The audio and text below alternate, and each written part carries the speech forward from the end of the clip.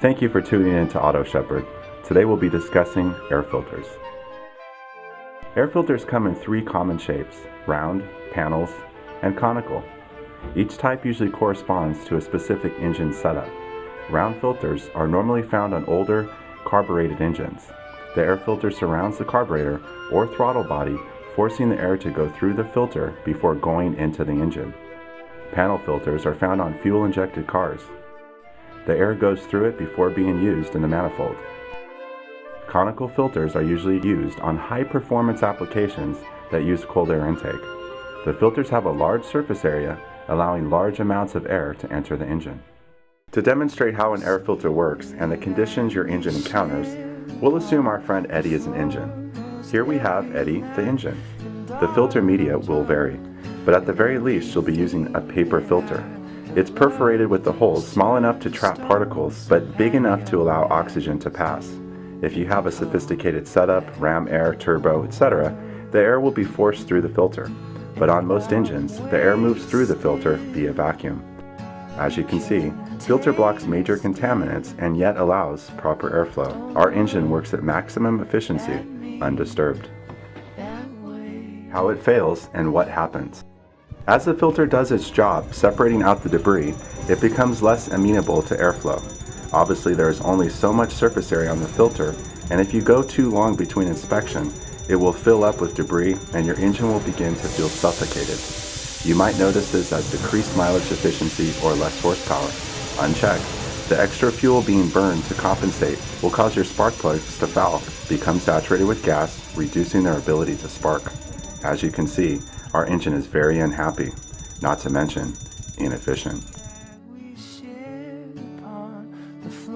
No air filter results in very turbulent and contaminated air entering your engine.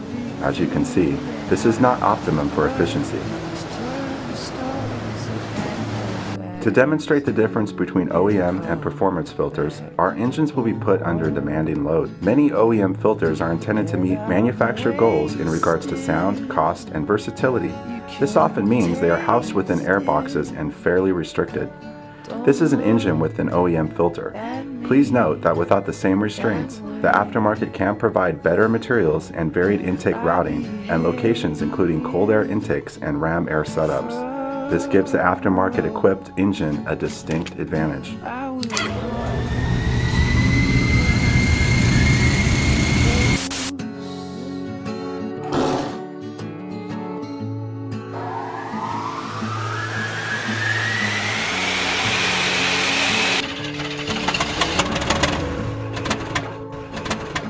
The difference between the OEM filter and the aftermarket filter is quite evident in demanding performance-based situations. Materials. What are air filters made of? Cotton, gauze, foam, or paper? Most tuners consider cotton to be the best option for maximum airflow. However, the most critical aspect of all air filters is to maintain a high level of cleanliness. While all filters vary in their low capabilities, a filthy cotton filter will flow worse than a clean paper one. Always make sure you have a clean air filter.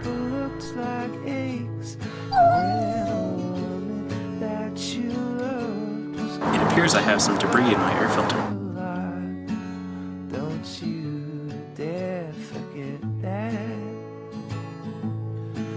Lastly, how to improve the flow.